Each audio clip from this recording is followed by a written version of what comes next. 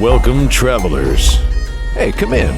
Take a seat and pour yourself a drink as you listen to Not Just NPCs podcast.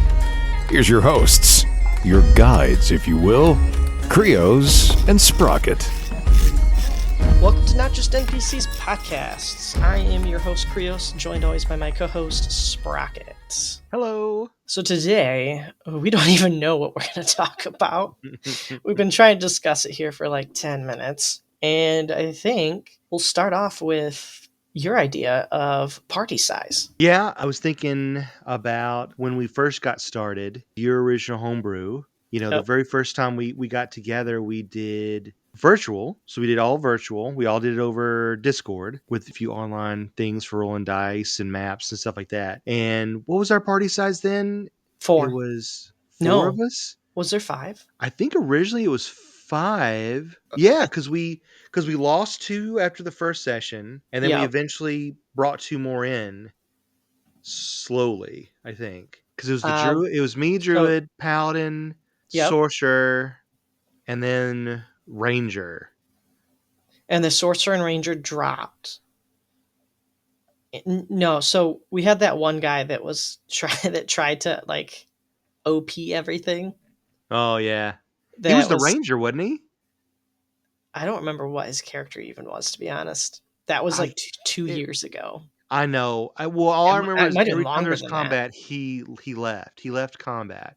So I think that's why we're both trying to remember what class he was, because no, he loves combat. He was always trying to get into combat. Well, was he? Yeah. I'm thinking of the guy who was always arguing with you every single time to try to get the most out of whatever the conversation was. That's the same guy. Yeah.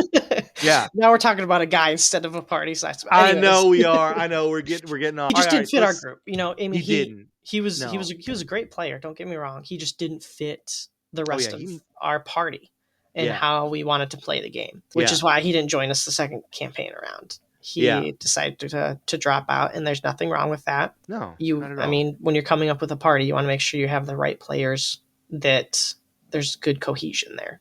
Yeah, yeah. And and as a player, it makes sense for him too, because if you're not going to have fun, if they're not going to play the way you want to play, then you're not going to have any fun. So it makes sense to drop out early. But it's okay. Correct. All right. So he was there for the homebrew, wasn't he? Yeah, that's what I'm talking about. I'm talking about for the homebrew. It was him. Yeah. It was the guy in our current party. It was you. Yep. It was the one girl that once we went to in person, she dropped out because she couldn't make the drive, unfortunately. Yeah, she was our sorcerer. She was really good. And then there was the couple.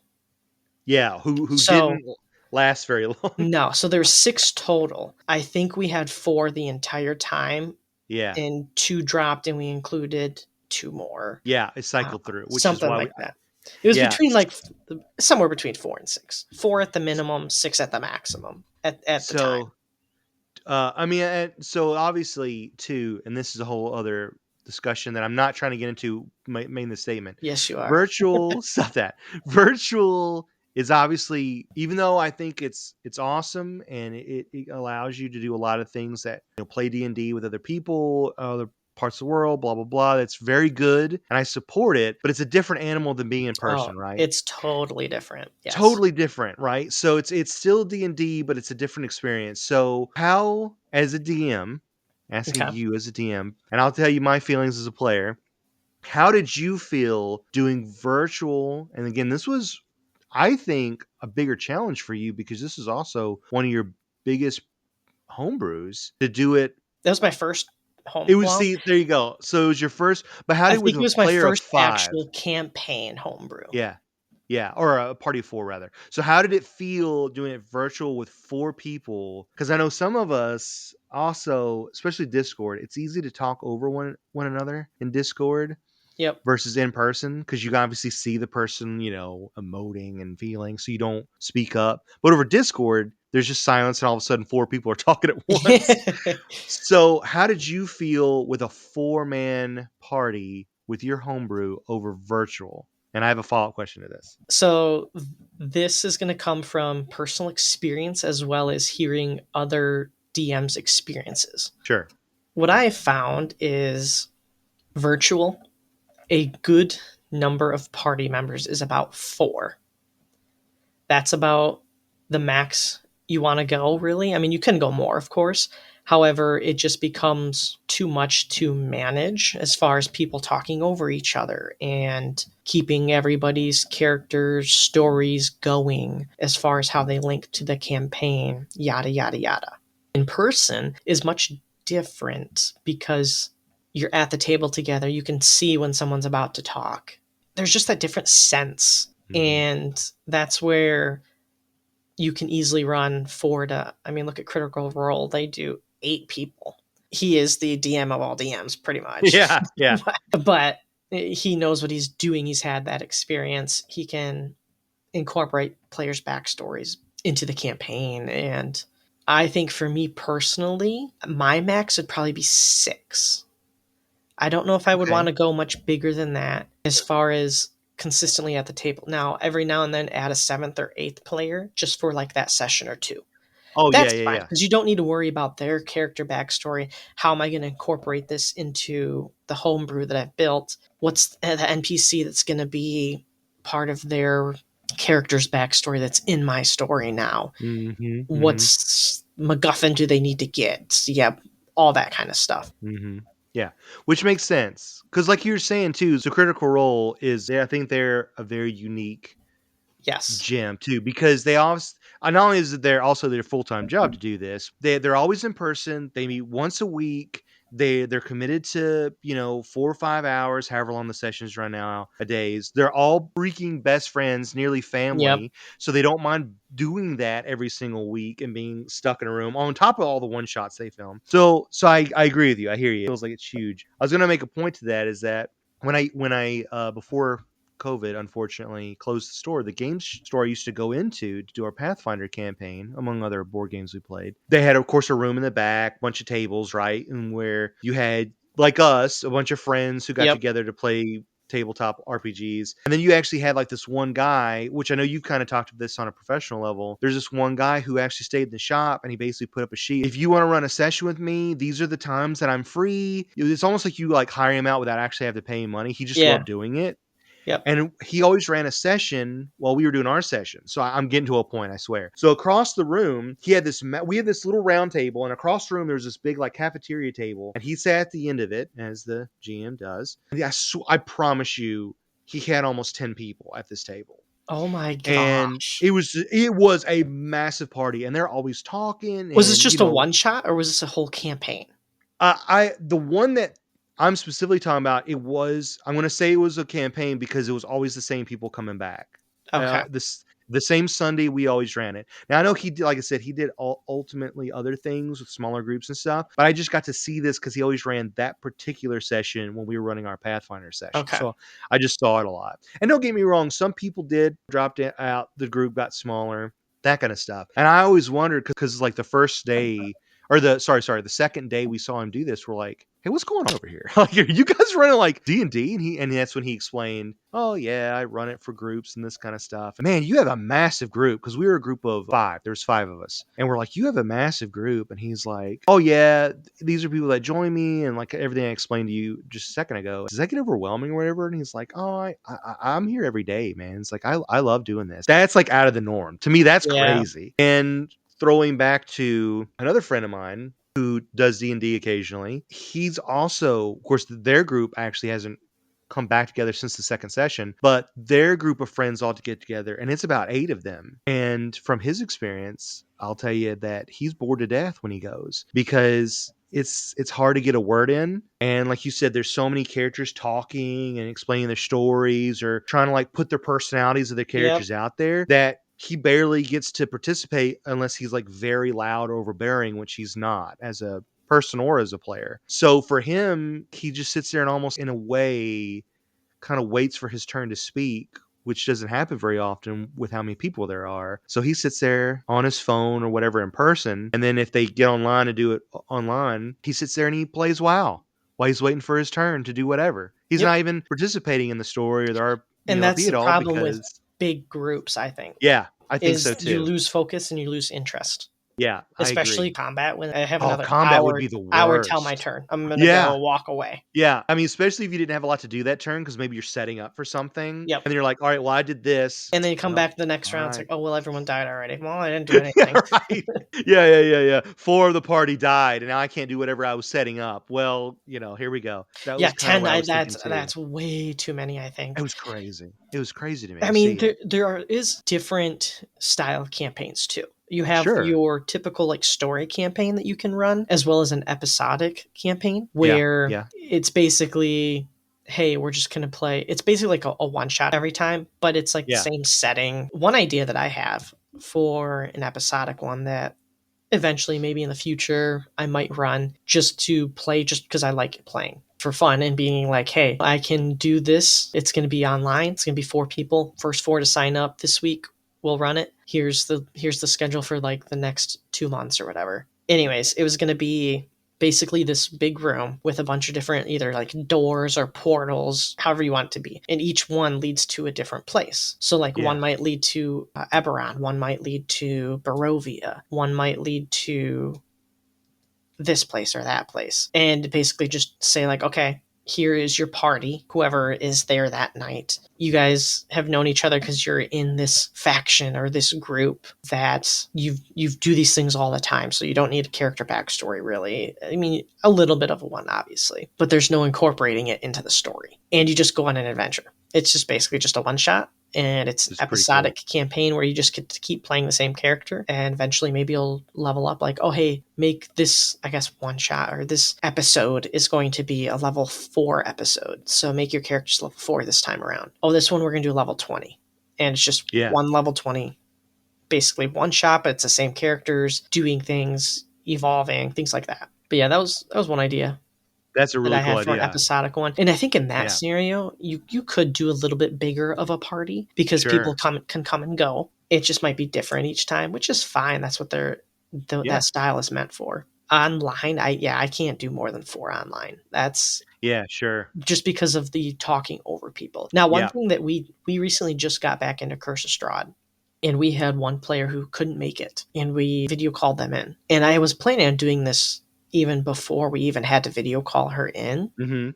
Was you guys were having dinner with Strahd, and rather than having people just talk over each other and whatnot, it worked out well for this because I did like a 10-course meal. Each Mhm. course was like a different event. Yeah. And I told you guys, all right, you guys come up with the order you want to talk. We're going to basically run this like initiative, even though it's not combat. Mhm. Who wants to go first? You guys can decide between you. You guys did, and that person that went first got to talk, ask any questions that they wanted to. And when they were done, we just moved on to the next person. Yeah. Yeah. And I think that would work well for something through a Discord or a, online virtual tabletop game Yeah. Yeah. to avoid people talking over each other. I don't know how some of the bigger podcasts or campaign people, whatever you want to call the professionals, I guess, even though, I mean, they're professionals, but not professional.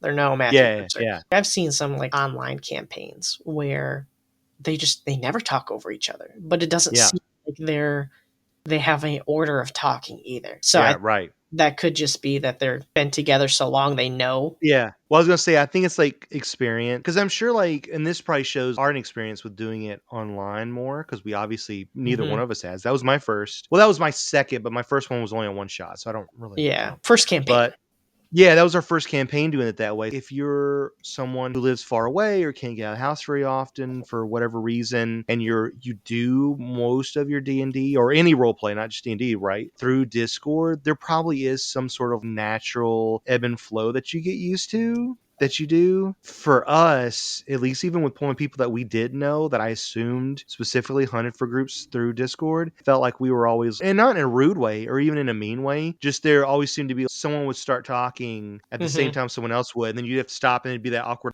okay, Yeah. no, you go ahead, kind of thing, which again, I'm sure, because we weren't even together that long. If that was like our second or third campaign, we probably got more used to it, but Yeah. I think the cameras helped too onto that point. Yes, and Having the webcams I was think there was huge. one person that didn't have one Yep. at the time, and so you never knew when they wanted to speak. Right. Cameras definitely helped because you could see each Big other's time. faces. Yes, agreed. I would say, I mean, that's a must if you're going to do it online. I agree. I think that was huge because I know at first when you were like, yeah, we need to have cameras. All right, man, how am I going to do this? Like, how am I going to set this? Because I had a whole different setup than I do now. Yeah, it doesn't I'm have like, to be how am I anything going to put this? fancy. It just No, and I simple didn't at camera. first. Yeah, I didn't. And like you said, like once you had yours, I had mine going, and the few other people that are going immediately, I'm like, this is so much better. Then I had it in my head. You know how it was going to go. Mm-hmm. Oh, immediately I can see how people react to certain things or if they were interested. I mean, not not that we don't see people now pull up their phones through certain conversations and be flipping through their phones. But I mean, you definitely could see that on the webcam and you're just kind of like, oh, all right. Well, you could tell like, okay, he's bored or she's bored. Yeah, How right. I gotta find a way to include them as a DM at least. Yeah. Or I mean, even as a player, is this character near me? Can I talk to them and pull them in? Mm-hmm. Because I mean, I want them to, as a player, I want my party to have as much fun as I'm having. I want them to be invested. But at the because same it's my time, story too. yeah, and at the same time, if you're in a group and you are pulling up your phone or doing those things, do you really even want to be there? Right. I feel Yeah. like if you were really invested, you'd be interested in what the other two people are discussing. 100%. Because that's role playing. That's what this whole thing is about. Right. Well, so when you were talking about how we were doing the dinner with Strahd and we went in order, which I could feel my internet senses of people being like, that would be so boring and that would take so long. Yeah. But with it our didn't. small group, it was fine. Yeah. With our small group, it was totally fine. And it worked out even better since we had someone worked out better for the person on the voice call. Because that way it gave them a chance because they're kind of on a little bit of a delay. So it gave them a chance to actually participate without us railroading them in the conversation. What I was going to say was, sorry, I got a little off track there. What I was going to say was the way that we did it that way, I looked at it in my mind's eye like it was a movie. Because in giant dinner scenes in a movie, the camera can only track one conversation at a time between actors or actresses. So, the camera would pan down the table and it would stop and you'd see how these two people next to each other would interact or talk across the room. And then the camera would keep going to the next set of people or whatever the scene is. So that's how I pictured it in my head. And it worked out.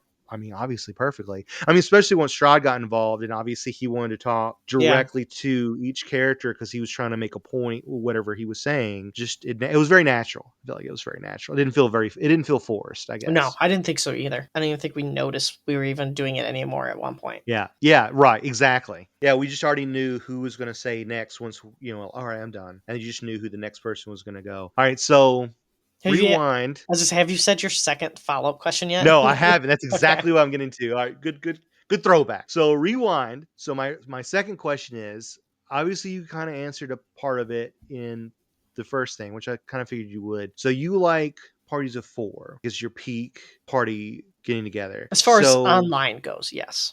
Yeah, so in person, assuming you had infinite room and you could set up, do your environment. That's the other thing. Full immersion. I know that's a big part of it. I know. So let's like in a perfect world. So we're just removing that. Yep. You have the perfect space to do the perfect setup. What would you like in person? I'm thinking more of how you were in the games. All of us friends, and maybe you pull in either other friends, like from your other session that you're running. What's comfortable, not just random people we pull in to play with us. What would be a comfortable in-person party? For people that are invested and that actually want to play and want to have their character involved. They care about the story. They care about their character. They're not just there to play. They actually are invested. I think for me personally, I think my max would be 6. Okay. For the sole reason of wanting to make sure I include everybody's backstory into the campaign. When you get to the 8 to 10, it's so hard to do that for everybody and make everybody feel involved in every single session. Sure. With 4 people, that's pretty easy to do. 6 people, it's not that hard to do, to make everybody feel like they have a reason that this session is happening for their character. But a big part of that also is having players that care about their character, which perfect world, they do. Yeah. And I think a big part of that is making sure that their players have clear goals that they want to do. And once you know that as a DM, you can say, okay, this player is passionate about this for their character. I can incorporate that into the story I can incorporate that into every session somehow, some way. I just have to figure out how to do that. And that's where I think 6 is the max, because you only have 4 hours usually. Some people, might only meet for 2 hours. So I think time's a factor as well. But we usually do 4 hours. The funny thing is, I think I picked, let's do 4-hour meetings, 4-hour sessions, because that's what Critical Role does. Yeah, right.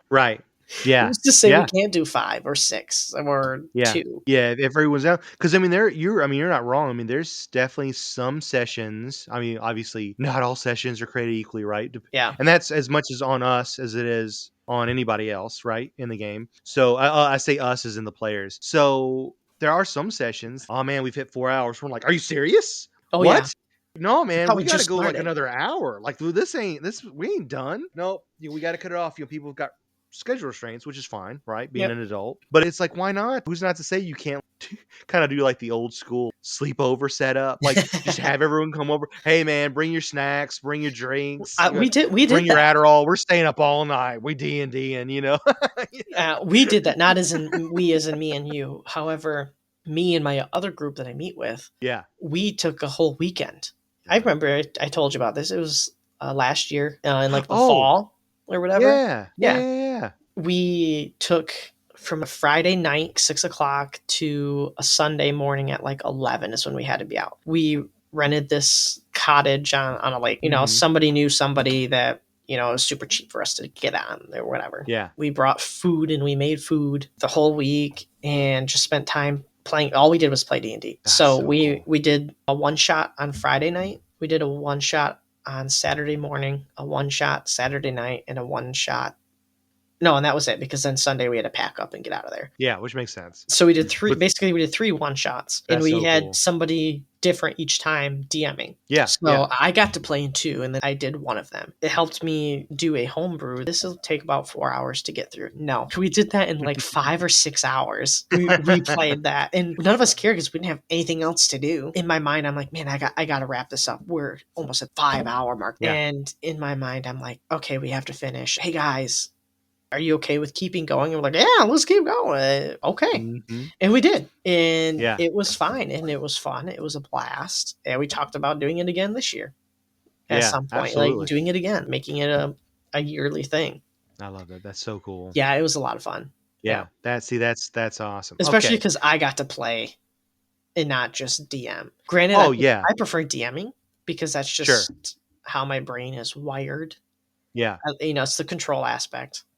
I like to be in control of what's going on, but also letting you guys dictate the story. Yeah. But I also have a very creative mind when it comes to these things.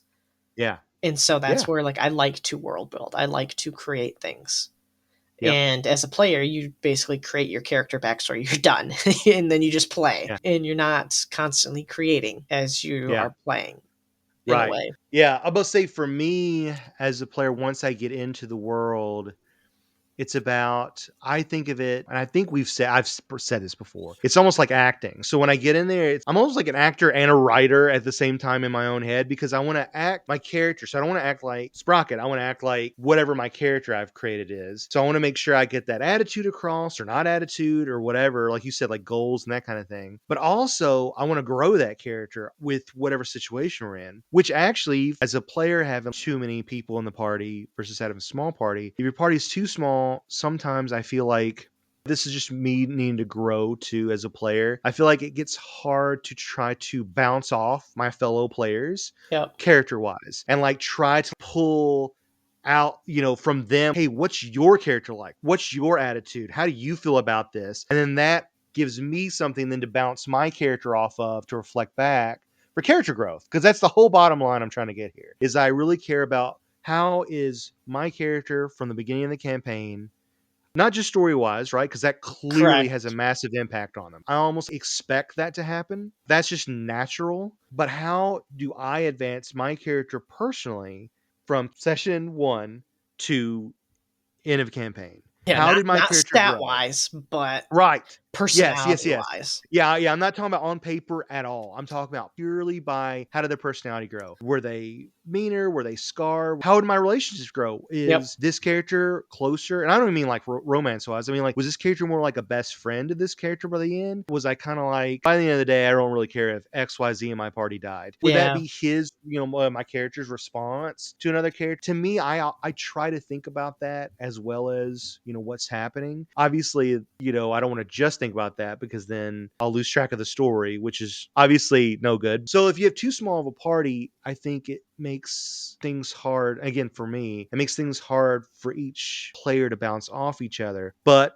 obviously, the flip side of that is if the party's absolutely flipping massive, there's no time to do that unless, you're eating all the time between characters and then there's no story happening, which is equally really bad. Again, in a perfect, weird universe gem that is Critical Role, they get to do both, but that's because they know each other. They already know how the story flows. They already know how Matt Mercer goes, and they get to play once a week, every single week for the rest of their life. So for them, they've got the time. But if you're like, hey man, I can only play once a month for 4 hours. If I'm only playing with 2 other people, sometimes it feels like, 2 people I don't know, especially. When it comes to like our party, I know them. We've been playing for almost 2 years together. But if like it's 2 people I don't know, it's all right, well, how am I going to introduce who I am?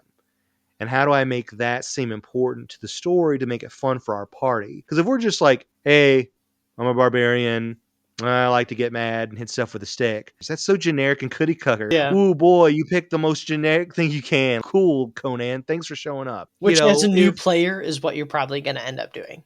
100%. And that's okay because you're trying to get your feet wet and you're getting started. If I'm a couple of years into this game and I'm like 4 or 5 campaigns in with these people, not even that much, I'm over exaggerating. Even like 2 campaigns in with the same people, I almost expect them to expect more from me when I bring a character to the table. What character is Sprocket going to bring? And what goofy or serious or philosophy, what kind of character is he going to be in the party? Is he a friend? Is he more abrasive? Is he more whatever? You know what I'm trying to say. For me, party also matters. It's like, I don't want things to take up too much time and slow down the story. I never want that. But I also don't want things to be so small that I don't feel like I'm actually getting to participate in a way that's meaningful as a role player, I suppose. Like you're talking about creating. I want to create who I am in what situation we're in.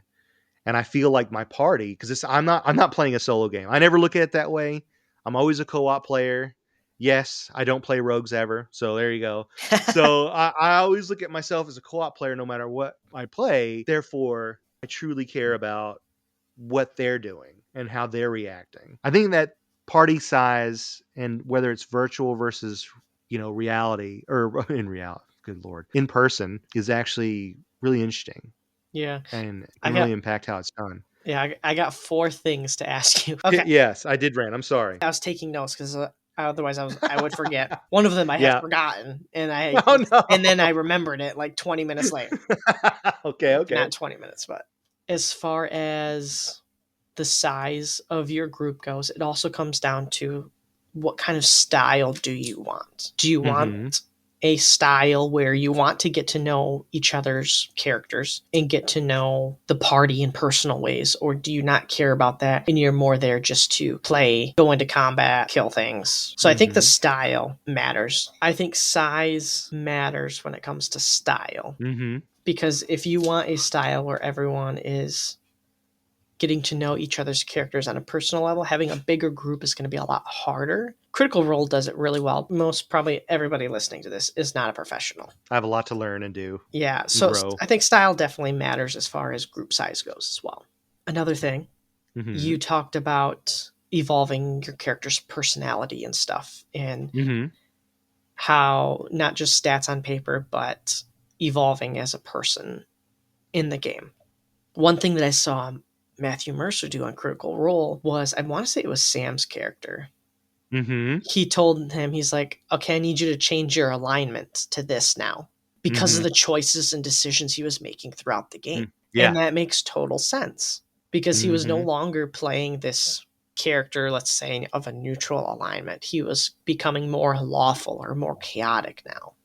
And so changing it on paper helps him see, okay, this is how my character's been acting like, is this really the way that my character would go? And Yeah. then the next thing you know, it's this character has now become the evil, and Matthew Mercer is taking control over it, and it's now the big bad villain or something like that for the next campaign. Right. Who knows? Yeah. Being able to change your alignment is a great way to see the personality growth of your character. Yeah, absolutely.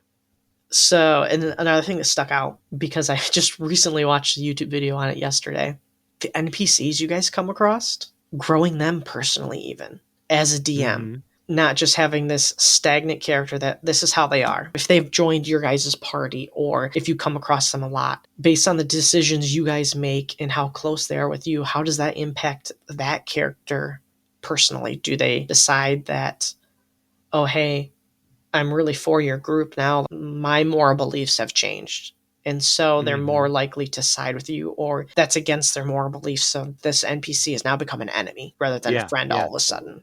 And that's a whole another video probably there in itself. Oh yeah, 100%. But without a doubt. just kind of touching on it. So my question, out of the 4 things that I got, I only had one question for you apparently. Okay, all right. As a player character, what size of a party do you prefer? And I know this is probably a personal question, and it's going to vary differently for anybody listening. But you personally, 1000%. what would you prefer? That's a good question. I've always been on, I'd say, like the smaller end of parties. I think maybe 5 is the max I've ever been in. I have, just give you a little understanding of what I'm thinking out loud here. I have done obviously campaigns with friends. I've one-shotted, like a friend brings me in because they're like, hey man, I know you really love, literally this happened, I know you really love Star Wars, and one of our players is sick, so we want to bring you in because it's a big thing happening tonight. We need a body. So I did. I showed up. Which is great to know people that are willing to do that. Yeah, and to their horror, I was a Gungan, and Misa spoke like a Gungan the whole time. So, they were like, oh, I don't know about this. No, I'm just kidding. No, I really did play a Gungan, but I tried not to annoy them. I wasn't like a Jar Jar Gungan. I was just a Gungan in general, which the DM was like, oh, God. And I'm like, no, give me a chance. So you took over as like an NPC character, not as one of the player characters. I've done both. I've stepped in as something that the DM basically already had pre-built, gave me directions. This is where I want you to do. I want you to steer them if you can this way, but if not, it's no big deal. And then I've also come in, actually a Game of Thrones campaign that a couple of friends of mine did. 4 of us, and 3 of them No, 4. No, it was 4 of us. Sorry, 2 of them. I'm thinking players now. So not counting the DM. There's 4 of us, and 2 of them were in London. Oh, wow. And we were doing this all over Discord back in the day. And we were doing a Game of Thrones RP session. And I was hired as a mercenary. So I came in to do a hit and run in a castle. Yeah. As this mercenary. And that was a blast. And that was actually more RP than it was combat, believe it or not. Because we ended up getting caught. So actually there was a lot of dialogue and role playing to that one. So that was like 4. We already said our brew is like 4 or 5. My old Pathfinder was 5 of us. Again, not counting the DM in any of this. This is all players. And then, of course, now we're 4, looking at 3. I would say, so far, I've really enjoyed our 4 quite a lot. I do... Oh, man. I'm thinking my Pathfinder campaign, because we had 5. I feel like 5 is a good number, as I'm thinking about it, too.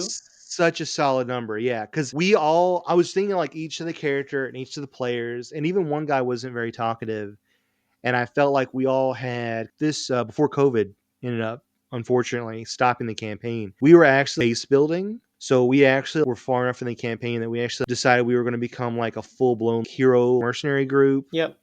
We actually had a place that we cleared out, and we actually had NPCs that we hired. There were like NPCs like in the base. And each one of us actually ran the NPC, which was fun. Which now they have in the new D&D, in the 2024 edition, they have Bastion system, which is basically that. So that you can have a home base and evolve it. And, whole nother topic there. Yeah, so our DM, he was homebrewing that with Pathfinder right before, like a year before COVID. But we were the NPC, so if you needed, man, I really want the sculpture to do something really cool in this courtyard, you would know who to go to. Hey, I need to talk to Jeffrey. And then you would know to switch and be like, what can I do for you? And you'd switch over to Jeffrey instead of whatever your character was. And then you would write down what they needed and the stuff. And then the DM would then guide you to, all right, this is what they would require, blah, blah, blah. But it was the DM guiding you, and then you would talk to your other fellow player as the NPC. Okay. There was a lot of really cool twists to it. And like I said, with the 5 of us, that particular system worked out really, really well. Yeah, I'm going to have to lean on, I really did like 5. And I feel like, not just from a role play point of view, which is usually where I'm coming from mostly, right? Yeah. Like I like role playing the most. I think combat helped too, because even if someone brought like a really weird off the wall subclass that they wanted to play because it just fit their personality, it didn't feel like a detriment to the party in combat. Like you didn't feel like, man, okay, well, this person's literally going to do nothing in combat. And sometimes, especially in Pathfinder, sometimes that's not great. Like that is not where you want to be in life, you know? But if you have like someone else that can kind of pick up the pieces for that, I guess it helped out a ton, which I feel like everybody was pretty decked out with their class. We had a few tryhards that min-max pretty hard, especially our barbarian, of course. But he played a good barbarian. He he played a good barbarian. So I think 5, man. I think I would land on 5. I really would. Yeah, I think that'd be a good number too, because then if one person misses, it's not detrimental to the battle that might be going on that night. You could still, because right now we have 4. Yeah. And if one of us misses, okay, I mean, we can still do it. It might be a little bit difficult, or I might have to tweak it somewhat. And then if your fiance misses, there's 2 right there. We just have to, we're canceling it. If one of you misses, more than likely the other one is missing. So we're just canceling for the night. That's one downside of couples in the same group, is if one misses, chances are the other one is going to as well. And so all of a sudden you're down 2 right away. Yeah. Granted, last session, your fiance wasn't there, but you still were. And that was fine. Yeah, it did work out. It was funny. The only chink to our armor when that happened, because she's our cleric. Yeah. The one character got paralyzed. Yes. And it's just like the artificer and the blood hunter are staring at the paralyzed person going, hell shit. Like I have nothing to do. And our one cleric, who literally has the perfect spell for this, who even in story wise, which perfect, by the way, I speak to you, DM, she wasn't there story wise. So we can't even be like, she's like some weird dummy shell of a character following us around just to give us heals. No, she wasn't there story wise. So we had to like, she was sleeping in her bed for the evening because you guys are in the castle Ravenloft right now. Yeah. So it was perfect. And so we had to think, okay, well, we don't have our one support here with us, or that type of support here with us. So even in the party, we understood, hey, we don't have that help, because that's not meta. I mean, in the world of D&D, you understand what a cleric is. You understand what they bring. Your characters can react to that and be like, well, okay, well, let's not screw up too bad with whatever we're going to do, because we don't have anybody to bail us out of this health-wise. It made it interesting. It did. It added a twist to it. And it was fun. And as a DM, knowing that you had that cleric missing, the character that was paralyzed, she was supposed to be paralyzed for 4 hours. Yeah, which is crazy. Which is going to be the rest of the night going through this castle, because each room is going to be like 10 minutes long. As a DM, I'm like, okay, I have to figure out a way right now so that way she can become unparalyzed without it being story breaking, without her missing the entire night, not having fun, because she can't even talk when you're paralyzed. Yeah. Basically, I had Rahadin show up and say, oh, you guys went to this place, this happened, I see, blah, blah, blah, conversation. Well, lucky for you, I have a potion that can help, because it's not the first time this has happened in the castle, because former adventurers have been there. Yeah. And then we ended our session hoping that your fiance will join us next time. And expecting it. Yep. I mean, a little spoiler for you, but I've already told you this. Ending last session, you guys heard footsteps coming up behind you. Oh, yeah. Starting next session, it's the footsteps of your cleric rejoining your party. Yeah. And so just incorporating that. And if she doesn't join, then, well, now I have to come up with somebody else's footsteps. Big deal. Now it's just an NPC in the castle. Right. Yeah, it is. And it's almost like a cool, as if... Well, as far as the DM goes, as if they need any more examples of this, but it's kind of a cool example of trying to adapt to what's happening. Missing players is Yeah. just like a huge chapter of that. Obviously for the DM, because they have to deal with specifically story stuff that happens. That, okay, now they can't deal with this one thing because someone's gone. But then as players, we had to deal with it, and we had to be a lot more cautious, where normally we'd be like, I would say our party's pretty good at not being murder hobos. I think we are definitely aggressive, snarky for some of our characters, but I don't think we're like straight up, okay, they've done a strong murder, everything in the room. We're pretty restrained, but even when our cleric was gone, we even took that extra step to be even more cautious, which for some people in our party was really hard. Yeah. So it was kind of a cool way to kind of like, we now need to adapt to this. I feel like you don't always get in your party unless you bring in someone new or someone gets permanently removed from the party just because whatever reason. To sum it all up, I think online 4 is the number. 5 including your GM. Yeah. I mean, I think you could do 5 online too, but I'd say 4 is a good amount. In person, I think 5 is the amount for us at least. It's going to vary with each group. Well, and like you said, I mean, I think the 2 biggest caveats to that is just what kind of session do you run? What kind of campaign is it? Yeah. And how familiar you are with who you're playing with. Yep. And that just was a cool idea that popped in my head. Oh yeah, playing virtually versus playing in person. Yeah. And that was the first thing that came into my mind was party size. Because that seems to be not huge, but definitely very, very, very important depending on where you are in life and how accessible going somewhere in person online is or whatever, you know. Apologize if right at the end there where you were talking, my heat kicked on, and our fan for our heat currently is making this really loud ringing sound, and so I have to have the maintenance guy come and get it fixed. I'm not really concerned about it, so I'm sorry if you heard that in the background. Good episode, good conversation as always with you. You too, always. For those of you listening, thanks for stopping by and have safe travels as you adventure forth. Bye-bye. Thanks for listening. We'll see you next time on Not Just NPCs Podcast.